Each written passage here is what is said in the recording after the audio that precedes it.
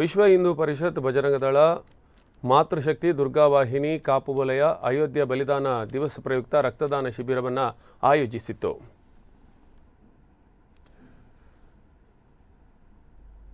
ರಕ್ತದಾನ ಶಿಬಿರದ ಉದ್ಘಾಟನೆಯನ್ನು ಕೇಂದ್ರೀಯ ಸಹ ಪ್ರಧಾನ ಕಾರ್ಯದರ್ಶಿಗಳು ವಿಶ್ವ ಹಿಂದೂ ಪರಿಷತ್ ಇವರು ನೆರವೇರಿಸಿದರು.